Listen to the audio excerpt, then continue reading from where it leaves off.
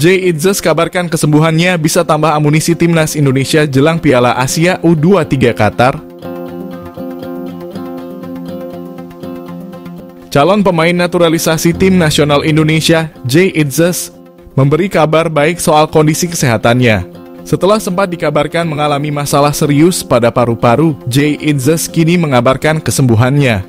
Bahkan dia sudah mulai bergabung dalam latihan dengan timnya, Venezia. Tentu saja, kabar membaiknya kondisi kesehatan pemain berusia 23 tahun itu juga memberi angin segar bagi timnas Indonesia. Jika proses naturalisasinya rampung dalam waktu dekat, Jay Itzes bisa memperkuat timnas Indonesia di laga kualifikasi Piala Dunia Zona Asia dan Piala Asia Qatar. Sebelumnya, berdasarkan rilisan dari klubnya, Venezia, Jay Itzes dilarikan ke rumah sakit karena terkena trombosis vena dengan mikroemboli paru. Kini, setelah 1 bulan absen, Jay Itzes akhirnya dinyatakan sembuh. Itzes mengabarkan keberhasilannya melewati penyakit dan kembali berlatih ini ke mantan klubnya, Go Ahead Eagles. Lebih lanjut, Jay Itzes mengonfirmasi kondisinya saat ini sudah pulih hingga kembali berlatih bersama rekan-rekannya di Venezia. Ia pun berharap kondisinya makin membaik. Saat ini proses naturalisasi Jay Itzes menjadi WNI sedang berlangsung. Terakhir, berkas naturalisasi Jay Itzes sudah berada di DPR. Jika berkas sudah di DPR, itu artinya langkah Jay Itzes mengenakan seragam Garuda di dada hampir 80%. Diharapkan proses naturalisasi Jay Itzes dapat segera selesai sehingga bisa memperkuat timnas Indonesia. Kehadiran Jay Itzes bisa menambah kekuatan timnas secara signifikan. Jay Itzes yang merupakan pemain bek tengah yang tentu akan menguatkan sektor pertahanan.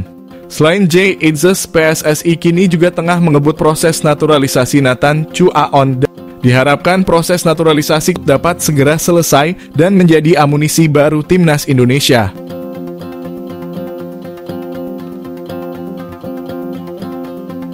Antara untung dan buntung, ranking FIFA Timnas Indonesia naik 30 tingkat dengan syarat. Situasi terjebaknya timnas Indonesia di grup neraka Piala Asia 2023 nyatanya bisa menciptakan keuntungan sekaligus kerugian. Grup neraka Piala Asia 2023 dipandang menjadi keuntungan timnas Indonesia untuk mengatrol posisi di ranking FIFA. Kesempatan bertemu lawan tim raksasa membuat timnas Indonesia bakal panen poin jika mampu mengalahkan Jepang, Irak ataupun Vietnam. Bahkan ada kalkulasi tak terduga di mana ranking timnas Indonesia bisa naik 30 tingkat jika mampu mengalahkan 3 negara tersebut. Sebaliknya, grup neraka Piala Asia 2023 juga memungkinkan tim besutan Sintayong babak belur di babak penyisihan grup. Langkah timnas Indonesia rawan terhenti pada fase grup jika tidak mampu menampilkan performa terbaiknya di Piala Asia mendatang. Setelah hampir 16 tahun absen, timnas Indonesia berkompetisi melawan tim-tim terbaik Asia. Namun kembalinya timnas Indonesia di Piala Asia nyatanya tidak sepenuhnya disambut dengan rasa sukacita. Hal ini dikarenakan timnas Indonesia terjebak di grup yang relatif sulit dan cenderung bisa dikatakan grup neraka. Berdasarkan drawing, timnas Indonesia yang menempati pos keempat masuk grup D. Di grup tersebut, timnas Indonesia harus bertemu lawan sekelas Jepang, Irak, dan Vietnam. Melihat kekuatan dan ranking FIFA yang dimiliki ketiga negara tersebut, timnas Indonesia jelas kalah jauh. Fakta tersebut seakan menjadi tantangan sekaligus ujian bagi timnas Indonesia apakah bisa mengimbangi lawan-lawannya di Piala Asia nantinya. Sebelumnya telah dikonfirmasi terkait pembaruan peringkat FIFA. Timnas Indonesia sendiri mengalami penurunan dalam peringkat FIFA.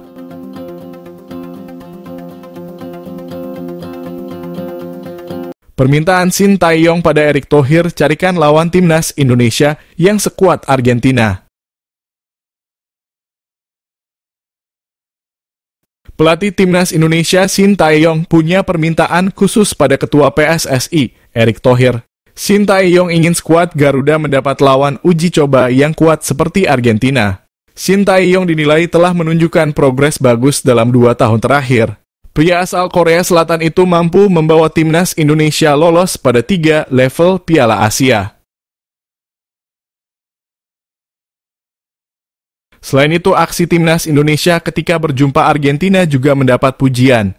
Walau kalah, timnas Indonesia diyakini sudah tampil bagus. Indonesia bermain cukup kompetitif. Ketika PSSI mengumumkan bahwa Argentina akan jadi lawan timnas Indonesia, Shin Tae-yong mengaku kaget. Sebab dia melihat Indonesia belum pernah mendapat lawan sekuat Argentina pada masa-masa sebelumnya.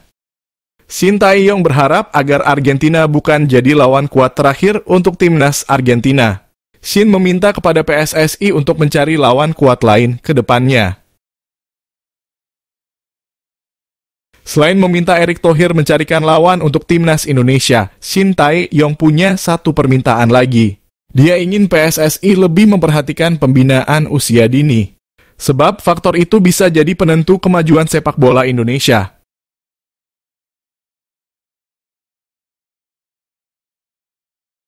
Perpindahan Federasi Justin Hubner dikabarkan selesai, siap perkuat timnas Indonesia di Piala Asia 2023.